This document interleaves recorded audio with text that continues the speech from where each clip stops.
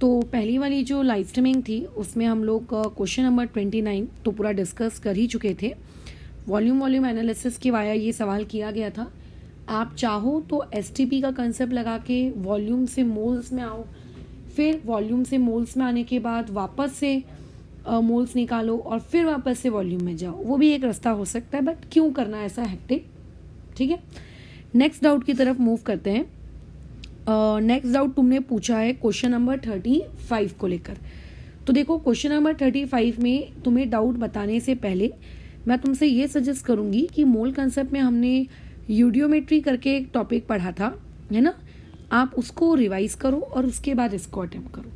कैसा है, जब भी आपको ये गैसियस मिक्सचर वाले सवाल दिए जाते हैं जनरली आप उसी कंसेप्ट से करते हो। ठीक है, तो इसको तुम पहले पढ़ो और उसके बाद इसको अटेम्प्ट करो। तो अगर तुम ऐसा करोगे तो तकलीफ कम होगी। इवन इस टाइप के मिक्सचर वाले सवाल मैंने बहुत सारे मोल कंसेप्ट्स में करवाए हैं, तो कैसा है तुम उसको रिकॉल करोगे ना तो तुम्हारे लिए बहुत बेहतर होगा। फिर उसके बाद फिर तुम अपने सवालों को अटेम्प्ट करने की तरफ आगे बढ़ो।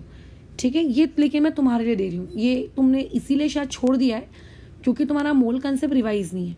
इस बहाने कम से कम मिक्सचर वाले सवालों का मोल कंसेप्ट में रिविजन भी हो जाएगा। वैसे ही क्वेश्चन नंबर 36 भी तुम कर सकते हो, लेकिन फिर भी ये मतलब हाइड्रेट वाला सवाल है, इसको मैं एक बार बता ज़रूर देती हूँ कि कैसे करते हैं, बट पहले आगे वाले जो इजी सवाल हैं उनको कर लेते हैं। देखो इसमें मुझे बहुत ही दुख हुआ, तुमने क्वेश्चन नंबर 47 पूछा, वो पूछने लायक चीज़ एक्चुअली नहीं थी और ना ही 48, वो एक सादा कैलकुलेशन है। चलो ठीक है, फिर भी बातचीत कर लेते हैं।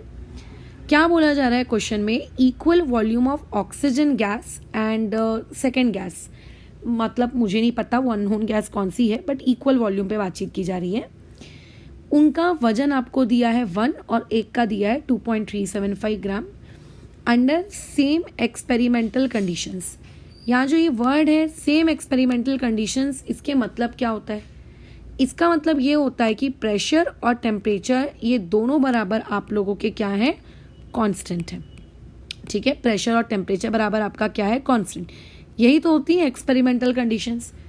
ऊपर से वॉल्यूम को भी इक्वल दे के रखा है, मतलब क्वेश्चन नंबर 47 एक ऐसा क्वेश्चन है जिसमें आपका प्रेशर, आपका वॉल्यूम, आपका टेम्परेचर सब कांस्टेंट है। सही कह रहे। और अगर तीनों ही चीज़ें कांस्टेंट हैं, आर तो वैसे भी कांस्टेंट होता है पीवी इक्वल टू एनआरटी के अकॉर्डिंग, तो इसका मतलब जो O2 गैस के मोल्स होंगे वही मोल्स आपकी उस unknown gas let's say X का होगा। मानते हो? अब मोल्स क्या होते हैं, मास बाय मोलर मास।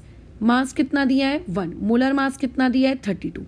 वो अननोन गैस X का मास कितना दिया है 2.375 अपॉन में कितना, वो अननोन गैस का मॉलिक्यूलर मास। सो बेसिकली तुम्हें क्या करना है, 2.375 को 32 से मल्टीप्लाई करना है। जैसे ही तुम 2.375 को 32 से मल्टीप्लाई करोगे तुम्हारा क्या आ जाएगा, मॉलिक्यूलर मास आ जाएगा। ठीक है, अच्छा अब इसका जो भी तुम्हारा मॉलिक्यूलर मास है वो कितना आ जाता है आप लोगों का 76। अब तुम क्वेश्चन में 76 मॉलिक्यूलर मास आया, ये तो उसने पूछा नहीं था कि मॉलिक्यूलर मास कैलकुलेट करके बताइए कितना आया है, राइट, ये तो उसने पूछा ही नहीं था। उसने पूछा था कि गैस कौन सी है, तो आप एक एक गैस का मॉलिक्यूलर मास निकाल के देख लो। जैसे कि कार्बन और ऑक्सीजन, तो ये 12 + 16 यानी कि इसका तो मॉलिक्यूलर मास होता है 28, ये तो गलत ऑप्शन है। CH2 12, सल्फर का हो गया 64, मतलब क्योंकि 2 सल्फर है तो ये हो गया 76। तो अननोन गैस कौन सी हुई, C। सो 47 का करेक्ट आंसर कौन सा होगा, C। देखो क्या लिखा है, मेरे को 47 का C दिया हुआ है ना, तो ये सही है। तो ये क्वेश्चन देखो तुम कर सकते थे। अगर इसी टाइप का सवाल तुम्हें पेपर में आ जाता तो ये तुम्हें लगता है तुम्हें इसको छोड़ना चाहिए, फिर कैसे छूट गया तुमसे ये। वैसे ही 48 ये भी नहीं छूटना चाहिए। क्यों नहीं छूटना चाहिए, देखते हैं। देखो क्या बोला है, आपके पास एक बलून है, उस बलून के पास right now 6.81 gram of helium है। अच्छा, और उस बलून का वॉल्यूम आपको दिया हुआ है और उस बलून का आपको टेम्परेचर दिया है। ठीक है, इस क्वेश्चन को मैं इस पर्टिकुलर स्पेस में सॉल्व कर रही हूँ, है ना। ठीक है, यानी कि आपको उस बलून के मोल्स दिए हुए हैं। अगर मुझे वेट दिया है और हीलियम अगर मुझको नाम दे दिया है, तो मैं वेट को अगर उसके मॉलिक्यूलर मास से डिवाइड करूँ तो मेरे पास आ जाएगा ना कि उस पर्टिकुलर चीज़ के पास कितने मोल्स हैं। तो 6.81 डिवाइडेड बाय 4 तो यहाँ से मेरे पास मोल्स आ जाते हैं किसके, हीलियम गैस के, कितने आ जाते हैं 1.7025, मैंने कैलकुलेटर से करके देखा है, ठीक है। अच्छा, वॉल्यूम आपको इस हीलियम गैस का कितना दिया हुआ है V1, 1.16 10 की पावर 4, जिसको मैं लिख देती हूँ 11600 लीटर्स। अब आगे टेम्परेचर दिया हुआ है -23, कैल्विन में आप कन्वर्ट करो, कितना हो जाएगा 250 कैल्विन। तो पहले के मुझे मोल्स भी दिए हैं, वॉल्यूम भी दिया है, टेम्परेचर भी दिया है, ठीक है। बोल रहा है कि मान के चलिए कि कंडीशन कैसी है, आइडियल गैस है, ऐसे में आप और कितने ग्राम हीलियम ऐड करोगे ताकि अभी उस पर्टिकुलर बलून का प्रेशर जितना भी है, मुझे नहीं पता कितना है, बट जितना भी प्रेशर है, अब आपका जो नया प्रेशर है वो कितना हो जाए, इतना। मतलब ज़रूर आपकी हीलियम गैस में जैसा जब आपके बलून में 6.81 ग्राम हीलियम रही होगी तो उस वक्त उसके पास कुछ ना कुछ तो प्रेशर रहा ही होगा। तो हमको नहीं पता वो प्रेशर कितना है P1, मुझको नहीं पता है ना, मुझे कैसे पता होगा अभी, मुझे नहीं पता। लेकिन वो ये कह रहा है क्वेश्चन वाला कि अब मुझे बताओ कि कितने ग्राम हीलियम ऐड करूं। तो मैं ऐसा भी बोल सकती हूँ कितने मोल्स हीलियम ऐड करूं, ताकि मुझे ये पता चले कि अब नया वाला प्रेशर कितना है, 4 × 10 की पावर -3 है। अब नया वाला प्रेशर कितना है, 4 × 10 की पावर -3। इसका मतलब इस क्वेश्चन में प्रेशर कांस्टेंट तो नहीं है, क्योंकि अगर प्रेशर कांस्टेंट होता तो नए प्रेशर पुराने प्रेशर जैसे टॉपिक की तो बातचीत ही नहीं हो रही होती। इसका मतलब है प्रेशर कांस्टेंट नहीं है। अगर प्रेशर कांस्टेंट नहीं है तो मुझको पुराना प्रेशर पता होना चाहिए।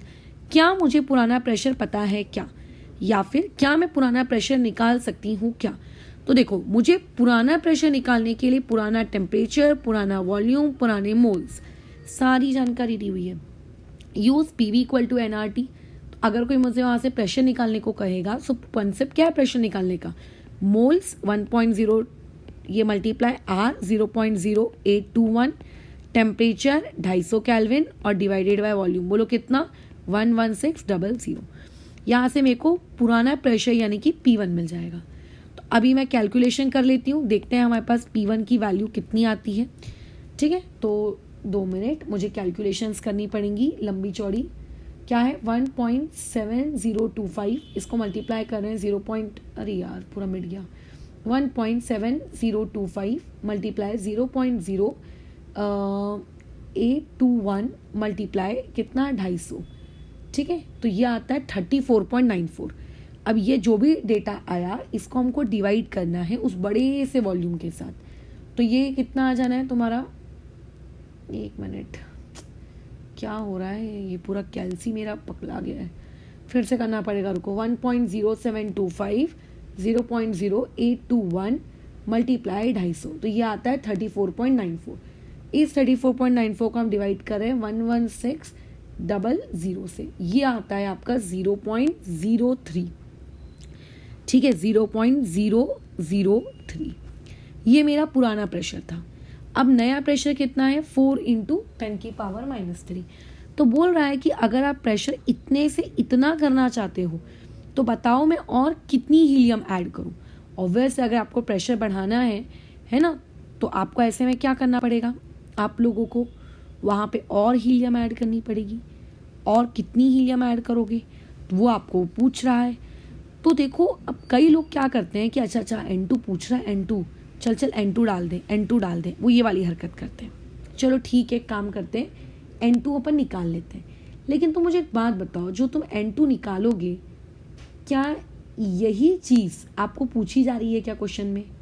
क्या यही चीज़ आपको पूछी जा रही है क्या क्वेश्चन में? नहीं, वो आपको ये पूछ रहा है आपने कितने मोल्स ऑफ हीलियम ऐड किए, यानी कि और कितनी हीलियम ऐड करोगे भैया तुम, और कितनी हीलियम ऐड करोगे। तो वो ये बता रहा है कैसे निकालेंगे हम, कितनी हीलियम हमने ऐड की, कैसे पता चलेगा, N2 - N1, पहले कितनी थी अब कितनी है, राइट, समझ रहे हो, वर्सेस इस तरीके की कहानी, हाँ करके। ये क्लियर है, ओके। अब इसको सॉल्व कैसे करें, देखो, R तो कांस्टेंट रहेगा, टेम्परेचर भी कांस्टेंट रहेगा।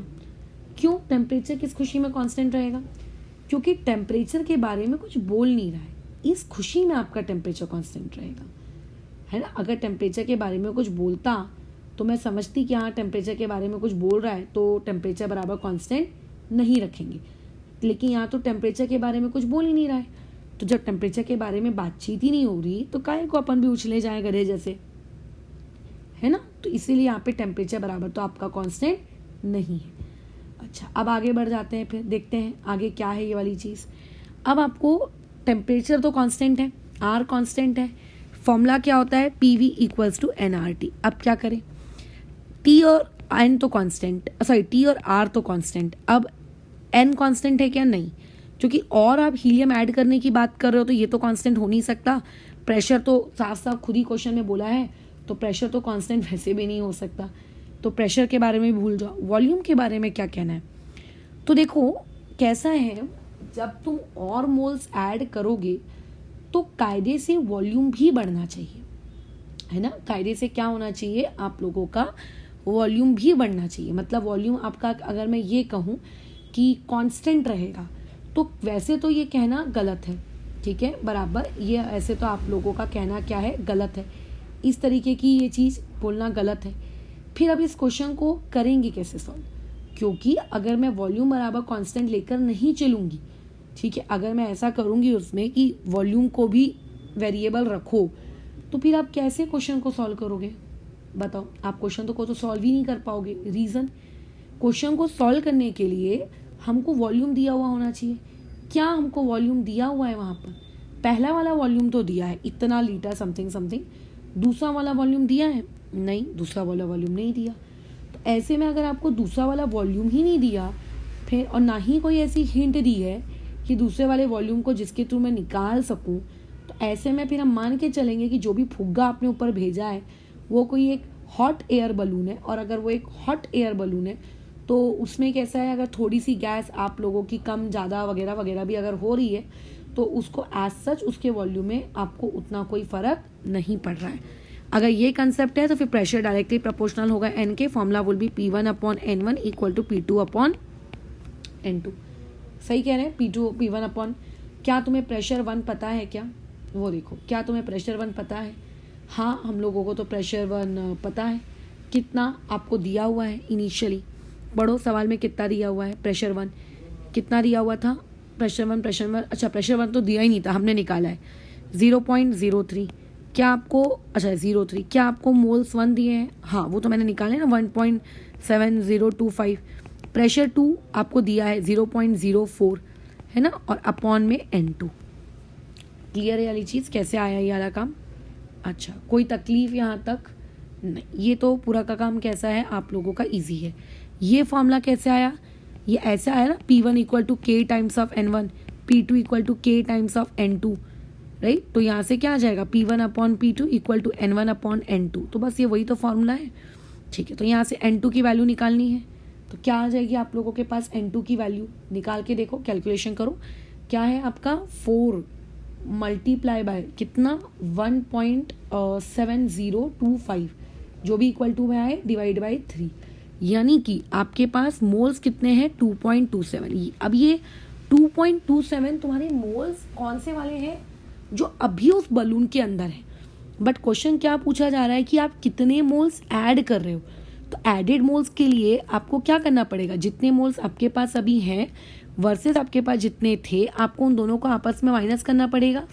तो अभी आपके पास कितने हैं 2.27 और थे कितने 1.7025, ठीक है। तो इन दोनों को क्या करोगे, माइनस करोगे। तो अगर तुम इन दोनों को माइनस करोगे तो तुम्हारे पास कितने मोल्स आ रहे हैं, 0.5675, यानी कि इतने मोल्स तुमने ऐड किए।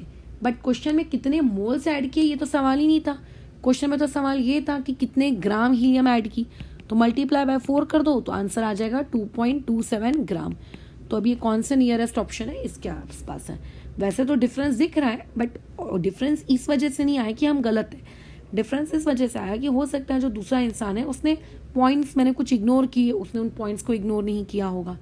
अब इन क्वेश्चन की ना एक ही गंदी हरकत होती है, वो ये कि यहाँ पे ना देखो ये ऑप्शंस जो आपको दिए गए, इन ऑप्शंस में ज़्यादा वेरिएशन नहीं है। मतलब एक स्टूडेंट को ऐसा भी लग सकता है यार मेरा आंसर किस तरफ लेकर जाऊँ, मतलब इसको लूँ मैं कि इसको लूँ।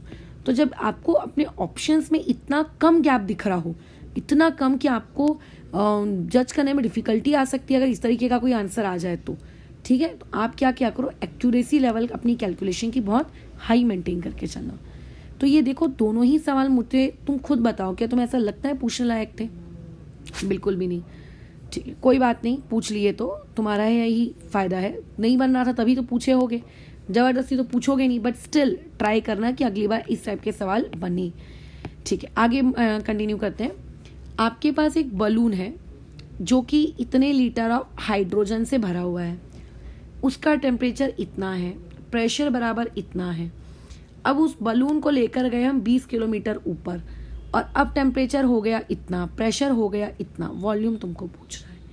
यहाँ पे कहीं पे भी सवाल में लीकेज वाला कोई भाषा नहीं लिखी गई, या फिर ऐसा भी कुछ नहीं लिखा गया कि कुछ हम ऐड कर रहे हैं। मतलब ना तो हम कुछ ऐड कर रहे हैं उसके अंदर से, ना तो हम लोग उसके अंदर से कुछ रिमूव कर रहे हैं, हम कुछ ही नहीं कर रहे। तो इसका मतलब इस क्वेश्चन में मोल्स एंड आर ये दोनों ही क्वांटिटी क्या है, कांस्टेंट। क्या यहाँ पे प्रेशर कांस्टेंट हो सकता है? बिल्कुल नहीं, क्योंकि देखो ना यहाँ 745 टॉर है और यहाँ पे 63.1 टॉर है। मतलब आपको P1 कितना दिया है, 745 टॉर, और आपको P2 कितना दे रहा है, 63.1 टॉर। मतलब प्रेशर तो चेंज हो रहा है। टेम्परेचर क्या कांस्टेंट है? बिल्कुल नहीं। यहाँ पे 21 डिग्री सेल्सियस दे रहा है और वहाँ पे कितना दे रहा है, -48 डिग्री सेल्सियस दे रहा है। तो टेम्परेचर कांस्टेंट होगा ऐसा भी मत सोचना, क्योंकि अगर टेम्परेचर कांस्टेंट होता तो फिर दो अलग अलग टेम्परेचर की बातचीत नहीं की जा रही होती। ठीक है, अब इसको कैल्विन में कन्वर्ट कर लो। बोलो कितना हो जाएगा, 294 कैल्विन पहला टेम्परेचर। अच्छा, दूसरे टेम्परेचर पे थोड़ा ध्यान देना, माइनस में है वो। कई बार हम लोगों की आदत कैसी बन जाती है कि डिग्री सेल्सियस क्योंकि दिया हुआ है तो धाए से हम लोग क्या करते हैं 273 ऐड कर देते हैं, बट ध्यान देना ये माइनस में है तो सब्ट्रैक्शन हो जाएगा। यही एक एरर होगी जो एक स्टूडेंट कर सकता है पोपट।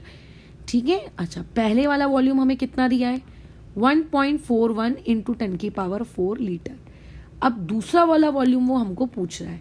अब तुम्हें ऐसा लगेगा कि मैडम जब आप बलून को 20 किलोमीटर ऊपर लेकर जा रही हैं, जब आप ऊपर लेकर जा रही हैं तो ऊपर लेकर जाने से वॉल्यूम में क्या फ़र्क आएगा? देखो प्रेशर में फ़र्क आया है ना। अब क्यों आया है, कैसे आया, उसकी साइंस में हमको नहीं घुसना है, बट आया तो है ना, मानते हो ना? हाँ आया तो है। तो ऐसे केस में आपको क्या करना होगा, आप लोगों को सिंपली वहाँ पे मान के चलना है कि वॉल्यूम में भी चेंज आ रहा है। क्योंकि एक ऑप्शन ऐसा भी आपको क्रिएट करके दिया जा सकता है जिसमें V2 को लिख दे वो यही का यही सेम टू सेम, ताकि हम में से मैक्सिमम लोगों को ये लगे कि अरे तो वॉल्यूम थोड़ा ना चेंज होगा ऊपर 20 किलोमीटर जाने से, तो हम वो मार्क कर दें। बट अगर प्रेशर चेंज हो रहा है तो वॉल्यूम भी तो चेंज हुआ ही होगा। फिर ये वाली बात ध्यान रखना, ठीक है, इसमें गड़बड़ी मत करना। बराबर, चलो कंटिन्यू करते हैं फिर हम लोग। अब आगे देखो क्या बोला जा रहा है तुमको कि क्वेश्चन में अब आपको वॉल्यूम निकालना है भैया, क्वेश्चन मार्क कैसे निकालें? तो सिंपल सा कंसेप्ट है, अगर R और N दोनों कांस्टेंट है तो क्या हो जाएगा बताओ? आपका formula P1 V1 upon T1 equal to P2 V2 upon T2। ठीक है, कर लेना। मैं वैल्यू पुट करके आंसर नहीं निकाल रही हूँ क्योंकि मुझे नहीं पता कि तुम्हारा इसमें 41 वाले क्वेश्चन में क्या डाउट था कि तुमने मुझे ये क्वेश्चन एज अ डाउट पूछा। मे बी ऐसा हो सकता है कि आपको यहाँ पे जो हाइट वाली चीज़ दी हुई है उस हाइट वाली चीज़ के वजह से तुम शायद कंफ्यूज हो गए और तुमने अपने क्वेश्चन को छोड़ दिया कि अरे इसमें हाइट का कोई ना कोई रोल होगा। तो नहीं, यहाँ पे हाइट का कोई भी रोल नहीं है, ये सिर्फ टाइम पास पर्पस के लिए दिया गया है। ठीक है, तो इसको निकालो, इसका आंसर आ जाएगा। एक्चुअली क्या है, मैं ये वीडियो दोबारी बार रिकॉर्ड कर रही हूँ। उससे पहले भी मैं रिकॉर्ड कर चुकी हूँ, उसको मेरे को डिलीट करना पड़ा क्योंकि वो सेव नहीं हुआ, और हुआ भी तो ऐसी गंदी आवाज़ में हुआ, पता नहीं कौन सा इको सुनाई आ रहा था उसमें कि तुम लोग डर जाते, तो मुझे डिलीट करना पड़ा उसमें, क्योंकि मैं ये सॉल्व करके दे चुकी हूँ। ठीक है, उसकी PDF होगी, देखो मेरे पास सॉल्व की हुई, मैंने सॉल्व किया है ये वाला काम। कहाँ सॉल्व किया है, रुको एक मैंने डिलीट तो नहीं कर दिया, हाँ एक मिनट, ये देखो डिलीट किया है मैंने, फिर तो मेरे को डिलीट करना पड़ा। अब देखो इसमें मैंने सॉल्व की हुई क्वेश्चन, कौन सा नंबर का क्वेश्चन कर रहे हैं, 41। ये रहा 20 किलोमीटर वाला, ये देखो P1 V1 upon T1 P2 V2 upon T2। ये आप लोग इसका पूरी कैलकुलेशन एरर की वहाँ पे ये पूरा आंसर निकाला है और इतना आंसर आता है 1.274 × 10⁵ लीटर। तो ये क्योंकि मैं पहले निकाल चुकी हूँ, ये देखो मैंने निकाला है, ये देखो पूरा वैल्यू वगैरह पुट करके। तो इसीलिए मैं कंफर्म हूँ कि वैल्यू पुट करने से आंसर आ जाएगा, ठीक है, क्योंकि ये वीडियो मैं आपका सेकेंड टाइम बना रही हूँ इसीलिए। तो 41 हम लोगों का रिजॉल्व हो गया, ठीक है। अब बचता है 43, 45। पहले 45 पे बातचीत करते हैं। देखो 45 भी वही सवाल है, बस फ़र्क इतना है कि जैसे आप 20 किलोमीटर ऊपर जा रहे थे बलून को लेकर, इस बार आप स्विमिंग पूल में 10 फीट नीचे जा रहे हो। और सबसे बड़ी अच्छी बात यहाँ है कि यहाँ पे टेम्परेचर ऑफ एयर और टेम्परेचर ऑफ वाटर दोनों को इक्वल बोल रहा है, यानी कि यहाँ पे मोल्स भी कांस्टेंट रहेंगे, आर भी कांस्टेंट रहेगा, और यहाँ पे टेम्परेचर बराबर भी क्या रहेगा, कांस्टेंट। अगर यहाँ पे टेम्परेचर भी कांस्टेंट है, मोल्स भी कांस्टेंट है, तो फॉर्मूला क्या बनेगा, P1 V1 equal to P2 V2, ये वाला फॉर्मूला आप यूज़ करोगे। अब देखो प्रेशर 1 क्या आपको दिया है, हाँ दिया है ना, 760 टॉर। 760 टॉर यानी कि कितना होता है, 1 ATM। क्या आपको वॉल्यूम दिया है, हाँ दिया है 14 लीटर। तो अरे वाह, वॉल्यूम भी दिया है तो बहुत खुशी की बात है। अब सबसे बड़ी गड़बड़ देखो होती क्या है, हम लोगों को कैलकुलेट क्या करने को बोला है, वॉल्यूम ऑफ द बलून जब वो 10 फीट अंदर स्विमिंग पूल के हो। हाँ ये कर लेंगे। अब सुनो, अब वॉल्यूम तो निकालना है V2, ये तो आप निकाल लोगे, बट उस V2 वॉल्यूम के लिए आपको P2 प्रेशर भी तो दिया हुआ होना चाहिए। यहाँ तो P2 प्रेशर उसने दिया ही नहीं है, बताइए, यहाँ तो P2 प्रेशर वो दिया ही नहीं है। अब तुम बोलोगे कि P2 प्रेशर कैसे निकालें, डाउट। तो अब देखो जो ऊपर सवाल हमने किया, उस सवाल में और इस सवाल में डिफरेंस क्या है। सबसे बड़ा डिफरेंस ये है कि वहाँ पे जो भी हमारा बलून था वो पहले हवा में था और वो बाद में भी हवा में था। सोचो, वो पहले हवा में था और बाद में भी वो हवा में था। ये बात समझ में आ रही है, वो पहले हवा में था और वो बाद में भी हवा में था, हवा से हवा में ही था वो। लेकिन अभी हम लोगों के पास जो पर्टिकुलर बलून है वो पहले किस में है, आप लोगों के हवा में है, और बाद में आप उसको कहाँ लेकर जा रहे हो, पानी में लेकर जा रहे हो। क्या ये बात समझ में आ रही है? पहले आप लोगों का बलून कहाँ पे है, हवा में है, और फिर आप उसको कहाँ लेकर जा रहे हो, पानी में लेकर जा रहे हो। तो ऐसे केस में जब तुम उस बलून को पानी में लेकर जाओगे, ठीक है, एयर वाले बलून को जब तुम स्विमिंग पूल में लेकर जाओगे, तो स्विमिंग पूल में जाने के बाद उस बलून पर जो प्रेशर क्रिएट हो रहा होगा वो दो चीज़ों की वजह से होगा। एक उस बलून के अंदर जो हवा भरी हुई है, एक उसकी वजह से, प्लस एक पानी भी तो भैया प्रेशर लगाता है, पानी की वजह से भी क्रिएट हो रहा होगा, है ना, दोनों की वजह से। मानते हो? हाँ, यही डिफरेंस है सबसे बड़ा, कि यहाँ पे अगर वो तुमको बोल भी देता ना कि पानी के अंदर भेज दिया, तो हम लोगों को ये समझना पड़ेगा कि पानी के अंदर जाने के बाद पानी के भी उस पर प्रेशर लगा रहा होगा। तो पहले बलून कितना प्रेशर लगा रहा था, बलून की हवा कितनी प्रेशर लगा रही थी, 760 टॉर। 760 टॉर को मैं लिख सकती हूँ 1 ATM। लेकिन पानी कितना प्रेशर लगा रहा है, how will you calculate the pressure of that पानी। आप इस पानी के प्रेशर को कैसे कैलकुलेट करोगे, ये कैसे कैलकुलेट होगा। तो देखो पानी कैसे कैलकुलेट होता है, पानी का प्रेशर, पानी जो प्रेशर क्रिएट करता है वो अपनी हाइट की वजह से कैलकुलेट करता है। और हाइट की वजह से प्रेशर कैसे कैलकुलेट किया जाता है, ρ/g/h वाले फॉर्मेट से। जी यानी कि वही तुम्हारा जो फिजिक्स में यूज़ करते हो 9.8 मीटर पर सेकेंड स्क्वायर। अच्छा, हाइट यहाँ पे क्या लेंगे, हाइट का मतलब होता है कि आपकी पर्टिकुलर रेफरेंस लेवल से, यानी कि आपकी सरफेस से आपका वो बलून कितना नीचे। तो देखो 10 फीट नीचे है वो, कितना नीचे है वो, 10 फीट नीचे। अब तुम खुद सोचो, मैंने मेरे जी की वैल्यू मीटर पर सेकेंड स्क्वायर में रखी है, क्या मुझे मेरी हाइट की वैल्यू आप लोगों की इस तरीके से फीट में रखना शोभा देता है क्या, बताओ। ऐसा अच्छा लगेगा कि मैं हाइट की वैल्यू को फीट में रखूंगी, नहीं। तो हाइट की वैल्यू को मुझे मीटर में कन्वर्ट करना पड़ेगा। उसके लिए मुझे पहले ये पता होना चाहिए कि 1 फीट बराबर कितना मीटर है ना। तो ये होता है आपका 0.3048 मीटर, याद रखना। 1 फीट बराबर इतना होता है, ठीक है, 1 फीट बराबर इतना होता है। इवन फीट से जो छोटी क्वांटिटी होती है 1 इंच, वो 1 इंच होता है आपका 0.02, ऐसे कुछ होता है, 0.0205 ऐसे कुछ होता है। प्लीज इसको चेक कर लेना एक बार गूगल में, ठीक है, ऐसे ही कुछ होता है। ये आपको कन्वर्जन फैक्टर मीटर्स के लिए याद रखना है, क्योंकि एक बार अगर मीटर में पहुंच गए हो तो मीटर से तो सेंटीमीटर में चली ही जाओगे। तो एच को मैं 10 फीट नहीं रखूंगी, 10 मल्टीप्लाई बाय ये फैक्टर रखूंगी, ताकि मेरा आंसर मीटर में आ सके। अच्छा, डेंसिटी क्या रखनी है। अब देखो मैक्सिमम लोग यहाँ गलती करेंगे। क्यों गलती करेंगे, क्योंकि क्वेश्चन में ना एक डेंसिटी उसने देखे रखी है, देखो दिख रही है, लेकिन ध्यान दो वो क्वेश्चन वाला भी अच्छा है, उसने यहाँ बाजू में HG लिख के दिया है। यानी कि वो तुमको बता रहा है कि जो डेंसिटी आप लिखे हो, देखो भाई वो डेंसिटी मर्क्यूरी की है, और आप यहाँ जो प्रेशर निकाल रहे हो वाटर की वजह से निकाल रहे हो, आप जो हाइट यूज़ कर रहे हो वो वाटर की यूज़ करो, तो कायदे से जो डेंसिटी यूज़ करोगे वो भी तो वाटर की यूज़ करोगे ना। फिर डेंसिटी ऑफ वाटर तो दिया ही नहीं है, तो डेंसिटी ऑफ वाटर चाहे कभी आपको दे या ना दे, आपको ज़िंदगी भर याद रखना है कि डेंसिटी ऑफ वाटर इज़ 1 ग्राम पर ml। ठीक है। अच्छा, लेकिन कल जब तुम्हें बैरोमीटर वाला इंट्रोडक्टरी वीडियो दिखाए थे, तो उस इंट्रोडक्टरी वीडियो में क्या बोला गया था कि दुनिया में जब जब रो जी एच का फॉर्मूला यूज होगा तब तब डेंसिटी हमेशा किस में पुट होगी, kg पर मीटर क्यूब में पुट होगी। तो ऐसे में ये 1 ग्राम पर ml वाली डेंसिटी नहीं चलेगी। ग्राम को kg में कन्वर्ट करना है, लो कर दिया, ml को मीटर क्यूब में कन्वर्ट करना है, लो कर दिया। तो इस हिसाब से आपके पास डेंसिटी कितनी आई, आपके पास डेंसिटी इतनी आई। ठीक है, ये हमने कन्वर्ट कर लिया, यानी कि हमारे पास जो पानी की डेंसिटी है वो kg पर मीटर क्यूब के कंपेयर में के रिस्पेक्ट में कितनी है, 1000। तो यहाँ पे डेंसिटी की वैल्यू क्या पुट होगी, 1000 multiply by 9.8 multiply by 10 multiply by 0.3042।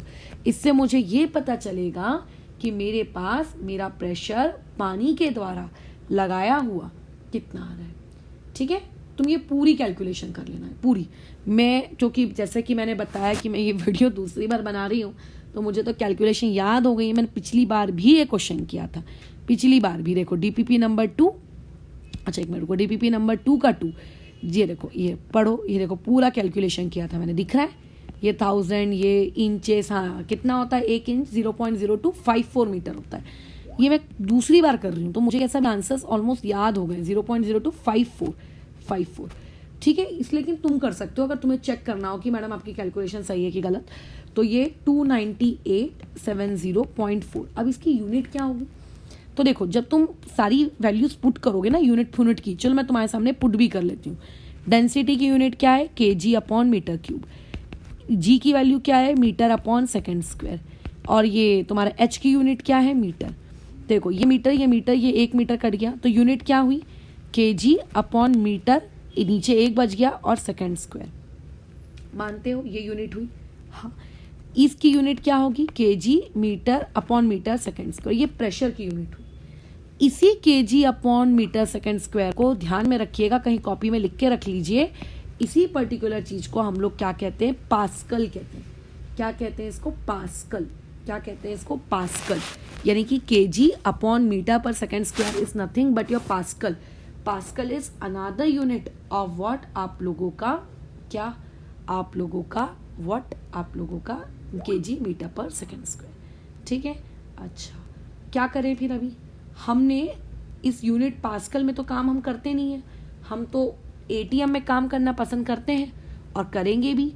क्यों हम एटीएम में काम करना पसंद करते हैं, क्योंकि ऊपर में जो ये 760 टॉर है, ये भैया कौन है, 1 एटीएम ही तो है। तो आप चाहो तो इस पास्कल को एटीएम में कन्वर्ट कर लो, या चाहे आप इस पास्कल को किस में कन्वर्ट कर लो, आपके एटीएम में कन्वर्ट कर लो। जैसा तुम्हें ठीक लगता है आप वैसे में कन्वर्ट कर लो। ठीक है, जैसा तुम्हें पसंद है वैसा। तुम चाहो तो पास्कल से टॉर में जा सकते हो, तुम चाहो तो पास्कल से कहाँ आ सकते हो, बोलो एटीएम से आ सकते हो। अच्छा, तो अभी ये चीज हम कन्वर्ट कर लेंगे। लेट से तुमने कन्वर्ट कर लिया, ठीक है, मान के चलती हूं कि लेट से तुमने कन्वर्ट कर लिया। इससे तुम्हें क्या मिलेगा कि प्रेशर कौन क्रिएट कर रहा है, आपका वाटर। लेकिन हमको तो क्या निकालना था कि बलून पे कितना प्रेशर क्रिएट हो रहा है। तो जो आप लोगों का क्या नाम है उसका, एयर, बलून के अंदर जो हवा भरी है, हवा, वो हवा भी तो प्रेशर क्रिएट कर रही थी, वो हवा भी तो प्रेशर क्रिएट कर रही थी। तो उस हवा वाला प्रेशर जो कि 760 टॉर दिया हुआ है, प्लस ये वाटर वाला प्रेशर, इन दोनों को ऐड करोगे तो जो प्रेशर निकल के आएगा that would be your P2। और फिर उस P2 को कहाँ इस्तेमाल करोगे, यहाँ पर ये लिखवाए ना, P1 V1 equal to P2 V2। तो P2 पता है, P1 V1 तो पता है, फिर यहाँ से V2 आएगा, और फिर देख लेना कि V2 किन ऑप्शन से आपका मैच हो रहा है। ठीक है, फिर देख लेना। यहाँ पे याद रखना, इस एक सवाल का जो सबसे इंपॉर्टेंट पॉइंट है वो ये सबसे इंपॉर्टेंट, दूसरा सबसे इंपॉर्टेंट पॉइंट है ये पता होना, और तीसरा इंपॉर्टेंट पॉइंट है पास्कल से कन्वर्ट होना। तो कन्वर्जन फैक्टर अगर याद है तो बल्ले बल्ले, नहीं तो मरे। बताओ, एक एटीएम और आपके एक पास्कल के बीच में क्या रिलेशनशिप होता है, ये रिलेशनशिप होता है भाई। 101,325। देखो कितना प्यारा नंबर है, 101,325। तो अगर इतने पास्कल बराबर 1 एटीएम, ठीक है, इतने पास्कल बराबर 1 एटीएम, तो ऐसे में अगर कोई तुमसे ये पूछेगा कि ये कितना एटीएम, तो तुम बोलोगे कि मैडम आप इसको 101,325 से डिवाइड कर दो, तो आपको आंसर किस में मिल जाएगा, एटीएम में मिल जाएगा। चलो कर लेते हैं, इसको भी डिवाइड करके देख लेते हैं।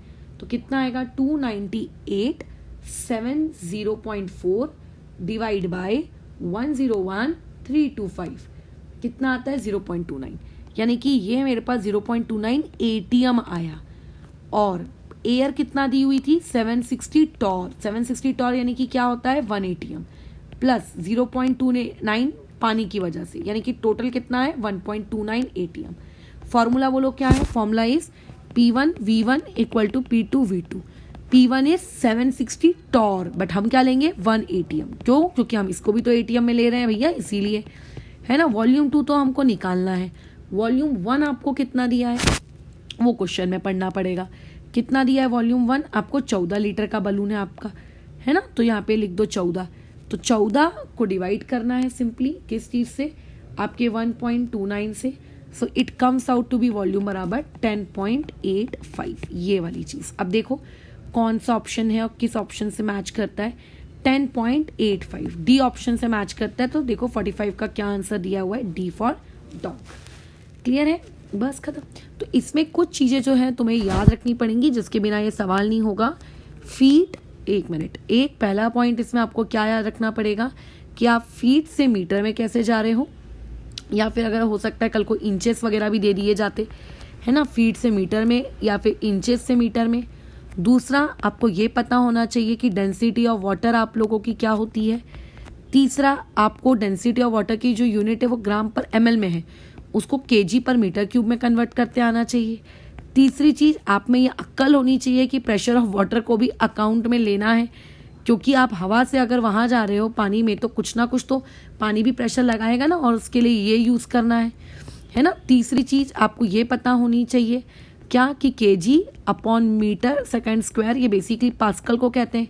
जिन लोगों को नहीं पता होता है कि इसको पास्कल कहते हैं, तो मुझे एक बात बताओ, वो 1 ATM equal to 101,325 pascal use करना है, वो कैसे कर पाएंगे। फिर उनका एक प्रेशर आ रहा होगा पास्कल में, एक प्रेशर आ रहा होगा टॉर में।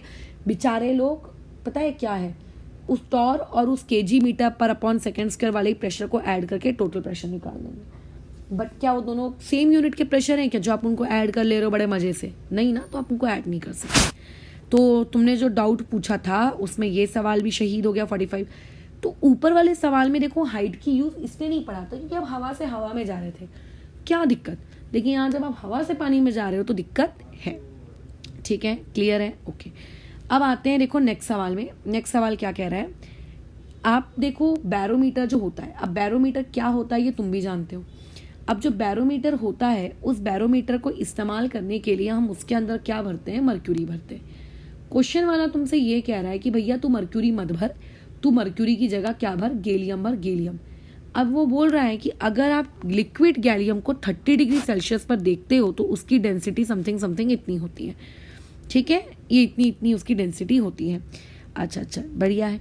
लेकिन जो उसकी लिक्विड रहने की जो रेंज है, मतलब कैसा रहता है वाटर लिक्विड, कब तक रह सकता है, 100 डिग्री सेल्सियस तक। 100 के बाद तो वो वेपर में कन्वर्ट हो जाता है ना, हाँ।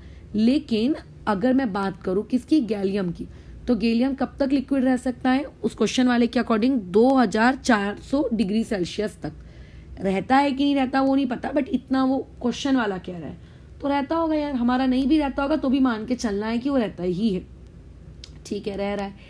अब वो तुमसे ये कह रहा है कि इतना इतना उसकी लिक्विड रेंज है, तो इसीलिए हम बैरोमीटर में मर्क्यूरी की जगह गैलियम यूज कर सकते हैं, क्योंकि उसका टेम्परेचर रेंज अच्छा खासा है, ठीक है, अच्छी बात है।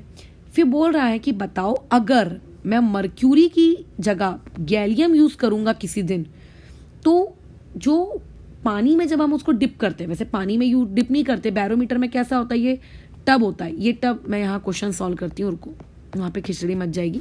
क्या रहता है बैरोमीटर का कंसेप्ट, आपके पास एक टब रहता है, उसमें मर्क्यूरी भरी हुई होती है, एक आपकी ट्यूब होती है, फिर धीरे धीरे आप उसको इन्वर्ट करके रखते हो तो मर्क्यूरी धीरे धीरे धीरे धीरे धीरे धीरे ऊपर जाती है।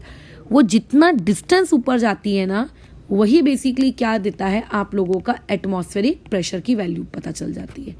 अब वो क्वेश्चन वाला ये कह रहा है कि अगर इस टब में मर्क्यूरी की जगह गैलियम होता और फिर गैलियम भी तो ऊपर जाता क्योंकि वो भी लिक्विड स्टेट में है, तो मुझको बताओ कि कितना प्रेशर होता। अब इसके लिए उसने आपको क्या क्या हिंट दी हुई है कि मान लेते हैं कि एक दिन मर्क्यूरी वाली की रीडिंग हमने देखी और मर्क्यूरी वाली अपनी रीडिंग कितनी दिखा रही है। अगर आप मर्क्यूरी का बैरोमीटर यूज़ करते हो लेट्स से आज के दिन, तो आज के दिन जितना भी एटमॉस्फेरिक प्रेशर रहा होगा, मर्क्यूरी के बैरोमीटर ने रीडिंग कितनी दिखाई, 740 टॉर की रीडिंग दिखाई। कितनी रीडिंग दिखाई बोलो, उसने 740 टॉर की रीडिंग दिखाई। किसने, मर्क्यूरी ने। किसने रीडिंग दिखाई, मर्क्यूरी ने। कितने की दिखाई, 740 टॉर की रीडिंग। अब देखो मर्क्यूरी की अगर बातचीत हो रही है ना, तो बेटर रहेगा, या फिर बैरोमीटर की बातचीत हो रही है तो बेटर रहेगा कि आपका कन्वर्जेंस किस में रहे, आपके कन्वर्जेंस mm ऑफ एच में रहे या फिर सेंटीमीटर ऑफ एच में रहे, टॉर में, एटीएम में अच्छी बात नहीं होती। क्योंकि हम जो चीज़ मेजर करते हैं वो क्या मेजर करते हैं, हाइट मेजर करते हैं ना। तो हाइट तो या तो मीटर में है या तो सेंटीमीटर में है, वो टॉर फॉर्म में थोड़ी ना होती है। क्या इस टॉर को तुम कन्वर्ट कर सकते हो क्या, किस में, mm ऑफ एच में कर सकते हैं, बट उसके लिए कन्वर्जन फैक्टर याद होने चाहिए। कुछ दिनों पहले मैंने ग्रुप में शेयर किए थे कन्वर्जन फैक्टर, मैं फिर से एक बार लिखा देती हूँ। 1 ATM 101,325 पास्कल के बराबर होता है। ठीक है, एक मिनट, हाँ 101,325 पास्कल के बराबर होता है। 1 ATM 760 टॉर के बराबर होता है। 1 ATM 760 mm ऑफ एच के बराबर होता है। क्या ये बात समझ रहे हो? ठीक है, अच्छा अब मुझे बताओ, अगर मैं इसको 760 से डिवाइड कर दूं, बराबर, अगर मैं इसको 760 से डिवाइड कर दूं तो 740 डिवाइडेड बाय 760 जो भी क्वांटिटी मेरे पास निकल कर आएगी वो मेरी क्या है, वो किस चीज़ को रिजेंबल करती है, वो 0.97 मेरे किस क्वांटिटी को रिजेंबल करती है, लेट से एटीएम को रिजेंबल करती है। कि इतना एटीएम उस दिन मर्क्यूरी के बैरोमीटर ने प्रेशर दिखाया था। बट मैडम एटीएम में तो नहीं चाहिए ना, हमें तो किस में चाहिए बताओ, हम लोगों को तो प्रेशर किससे चाहिए, बराबर हमको तो mm में चाहिए या फिर सेंटीमीटर में चाहिए। तो एक एटीएम इक्वल टू कितना centimetre, equal to 76 centimetre of H. ये मानते हो? तो अगर मुझको 0.97 एटीएम मिल चुका है तो क्या मैं इस 0.97 एटीएम से आप लोगों का ये कैलकुलेट कर सकती हूँ? हाँ कर सकते हो। कितना आएगा, 0.97 मल्टीप्लाई बाय बताओ कितना, 76। तो यानी कि ये दे रहा है reading 73.72 centimetre of H G. यानी कि अगर तुम मर्क्यूरी का बैरोमीटर यूज करते उस दिन तो मर्क्यूरी का बैरोमीटर कितनी हाइट तक पहुंचता, 73.72 सेंटीमीटर की हाइट तक पहुंचता। तो मैंने अभी तक क्या किया, मैंने कोई केमिस्ट्री की क्या, नहीं, मैंने मैथ्स की, मैंने मैथ्स के वाया उस चीज़ को कन्वर्ट करके वहां तक मैं आई। अब क्या बोल रहा है वो क्वेश्चन वाला, अब ऐसे भी पूछा जा सकता था कि बताओ फिर मर्क्यूरी की हाइट कितनी है उस दिन, तो ये तो सवाल बहुत ही इजी और छुटपुट सा हो जाता। बट उसने देखो चालाकी दिखाई, बोल रहा है कि अगर मर्क्यूरी के बदले उस दिन गैलियम यूज किया गया होता तो बताओ सेंटीमीटर में, ठीक है, सेंटीमीटर में गैलियम की हाइट कितनी हुई होती, गैलियम ने कितनी रीडिंग दी हुई होती। अब मैं कैसे बताऊं कि गैलियम ने कितनी दी हुई होती?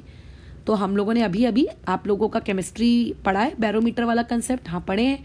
बताओ बैरोमीटर वाला कंसेप्ट में हमने एक कन्वर्जन कंसेप्ट सीखा है, बोलो क्या, density of gallium multiply by बोलो क्या, height of gallium equal to density of mercury multiply by height of mercury. Agree करते हो?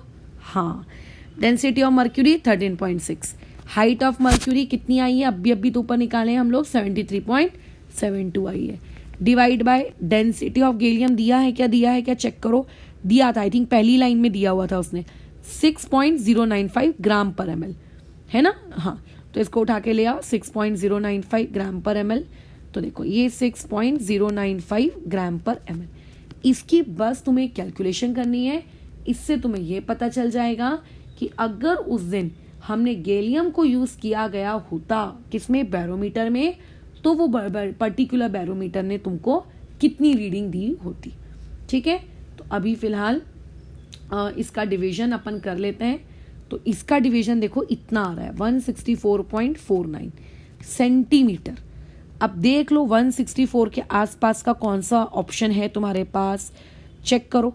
तो पहला वाला तो नहीं है, दूसरा वाला नहीं है, तीसरा वाला है। मेरा वाला कितना आया है बताओ, 164.49 आई मेरे आंसर, यानी कि मैं इसको ये लिख सकती हूँ 164.5। ये देखो ना, उसी के आसपास का है। अब चेक करके बताइए 43 का आंसर कितना दिया था आपको शीट में, 43 सी वही आया है मेरा। फिर ये तुम समझ रहे हो, मतलब ये क्वेश्चन बैरोमीटर का जैसा नहीं दिख रहा है, मैनोमीटर के जैसा नहीं दिख रहा है, बट फिर भी बैरोमीटर और मैनोमीटर के कैसे हुआ है। क्लियर? कितना अच्छा सवाल था कि पहले आपको जो मर्क्यूरी को टॉर में दिया है, पहले आप मर्क्यूरी को किस में निकाल लो, उसकी हाइट के टर्म्स में निकालो, फिर एक बार एक हाइट से दूसरी हाइट में कैसे कन्वर्ट करते हैं, ये बैरोमीटर और मैनोमीटर के सवालों में तुमको दिया गया है। ठीक है, अच्छा डन, ओके। और कौन सा डाउट है तुम्हारा? ये MgSO4। देखो मैं बता रही हूँ, इन दोनों सवाल को ना तुम एक बार ना अपने मोल कंसेप्ट की कॉपी रिवाइज करो, क्योंकि मेरे को अच्छे से याद है कि दोनों टाइप के सवाल मैंने मोल कंसेप्ट में कराए हैं। ये ऐसा नहीं है कि कुछ नया तुम्हारे सामने आया है। अगर नया आया होता ना, मैं डेफिनेटली अभी एक टांग पे खड़े होकर तुमको सिखा दी होती, बट ये किया है, तुम्हारी कॉपी में चीज है। तुम आज का दिन लो, मैं जब हम लोग 3rd DPP डिस्कस करेंगे ना, उस दिन तुम मुझे बताना कि नहीं, अगर आया होगा तुम्हारा फिर से तुमसे 35 36 नहीं बन रहा होगा उस दिन, तो मैं फिर से लगे तो बता दूंगी, मुझे कोई दिक्कत नहीं है। लेकिन मैं चाहती हूँ कि एक बार तुम अपनी नोट्स कॉपी रिवाइज तो करो, और रिवीजन करने के बाद फिर देखो बन रहा है क्या, कैसा है। अगर हर बार नए सवाल, मतलब नए तो नहीं, अगर हर बार तुम सवाल भूलते जाओगे और फिर अगर उसको कॉपी से रिवाइज नहीं करोगे तो तुम्हें पता ही नहीं चलेगा तुम्हारी कॉपी में लिखी हुई चीज़ों की इंपॉर्टेंस क्या है फिर। तो इसलिए इसको रिवाइज करो, एक बार जैसे रिवाइज करोगे इन दोनों टॉपिक्स को, मेरे हिसाब से तो आपका बन जाएगा, कोई दिक्कत नहीं होगी इसमें। ठीक है, डन। तो यहाँ पे हम लोगों का ये टॉपिक जो तुमने बोला था खत्म होता है। जितने भी डाउट्स थे, चीज़ें समझने लायक क्या है, क्वेश्चन नंबर 29 में ये समझने लायक है कि क्योंकि ये चैप्टर DPP आपको गैसियस स्टेट टॉपिक के अंदर दी जा रही है, डजंट मीन्स कि आपको ये सवाल सिर्फ गैसियस स्टेट के कंसेप्ट से होगा। क्यों? ये आइडियल गैस, मतलब जो मोल कंसेप्ट पढ़े थे उससे क्यों नहीं हो सकता? बेसिकली मोल कंसेप्ट और गैसियस स्टेट सेम ही है, थोड़ा सा ही डिफरेंस है, बताओ, बाकी तो सब सेम ही है। तो ऐसा मत सोचना। 35 36 के लिए आप रिविजन करो। 30 41 से हमें क्या शिक्षा मिलती है? हमें कोई शिक्षा नहीं मिलती है। यहाँ पे हमारी बेवकूफ़ी झलकती है कि हमने ये सवाल नहीं किया है ना। अच्छा, 43 एक अच्छा सवाल था, बहुत ही सिंपल सवाल था, जो कि तुम्हारा बैरोमीटर और मैनोमीटर वाला जो कंसेप्ट तुम्हें सिखाया गया, ठीक है, उसमें जो हमने रूल नंबर 3 पढ़ा था कि एक लिक्विड से, रूल नंबर 3 नहीं, आई थिंक रूल नंबर 7 जो हमने पढ़ा था कि अगर आपको कोई एक दूसरा लिक्विड दिया है और दूसरे लिक्विड से अगर आपको मर्क्यूरी में रिप्लेस होना है तो आप क्या करोगे। यहाँ बस उल्टा कर दिया, यहाँ मर्क्यूरी दिया है और आपको लिक्विड के टर्म्स में पूछ रहा है। ठीक है, तो इमेजिन करो कि बिना कोई बैरोमीटर, बिना कोई मैनोमीटर, बिना कोई ट्यूब बनाए, एग्जैक्टली उसका कंसेप्ट यहाँ पे यूज कर लिया। तो ये शिक्षा मिलती है। 45 ठीक सवाल था, जिसमें आपको बहुत कुछ सिखा कर जाता है, यूनिट कन्वर्जन से लेकर एवरीथिंग। तो 45 was a good question, but solve किया जा सकता था। अगर तुम थोड़ा सा भी यूनिट वगैरह देख लेते कि अच्छा इसको कैसे कन्वर्ट करते हैं वगैरह वगैरह, तो कर सकते थे। बट याद रखना 47 वेरी पुअर। अगर तुमने 47 नहीं किया तो अच्छी बात नहीं है, बिल्कुल अच्छी बात नहीं है कि क्यों तुमने 47 नहीं किया, आई जस्ट डोंट नो। अच्छा, 48 वाला जो सवाल था, उस 48 वाले सवाल में भी जो तुम्हारा उसको लेकर अप्रोच था वो भी बहुत ही गंदा था कि कितना हमको उसमें ऐड करना चाहिए, ये भी सही नहीं था, तो वो भी बड़ा पुअर। तो ऐसा नहीं है कि तुम्हारे इन चीज़ों को पुअर बोल के तुम्हें डीमोटिवेट किया जाए ताकि तुम अगली बार डाउट ना भेजो। तुम भेजो, कोई दिक्कत नहीं है, लेकिन दिक्कत कैसी है, मेरा सवाल बनाना एम थोड़ी ना है। मेरे को तो एग्ज़ाम देनी नहीं है, एग्ज़ाम तो तुमको देनी है, तो तुमको सवाल बनने चाहिए ना। अब इन चीज़ों को देखने के बाद क्या तुम्हें सही में ऐसा लगता है ये सवाल तुम नहीं बना पाते? बना लेते ना। तो थोड़ा देखा करो चीज़ें, और इसमें ना ये 48 के सवालों में ना थोड़ा ज़्यादा सावधान रहा करो। मोल्स एडेड पूछा है तो कई बार हम क्या करते हैं, N2 को ही अपना आंसर बता देते हैं और N2 के ही मोल्स को बेसिकली हम लोग बोल देते हैं कि ये हमारा एडेड मोल्स है या एडेड वेट है। बट नहीं, एडेड अगर निकालना है या एस्केप निकालना है तो माइनस करना पड़ता है। ठीक है, वो ध्यान रखना। और बाकी मुझे इस बात की खुशी है कि इस बार तुम्हारे ग्राफ वाले सवाल गलत नहीं हुए। ठीक है, फिलहाल इसको यहाँ रोकते हैं। अब इसके आगे का काम जो नेक्स्ट DPP मिलेगी उसमें करना और अच्छे से करना। पिछली बार तुमने ज़्यादा गंदे डाउट्स पूछे थे, इस बार तुमने थोड़े कम गंदे पूछे। हो सकता है कि थोड़े और सवाल करने के बाद तुम ज़्यादा इंप्रूव हो जाओ। अगर DPP नंबर 3 तक भी तुम्हें 35 36 नहीं आता है, नहीं समझ में आ रहा है, तो मैं एक बार फिर से सिखा दूंगी, कोई दिक्कत नहीं, but at least give it a try. Okay.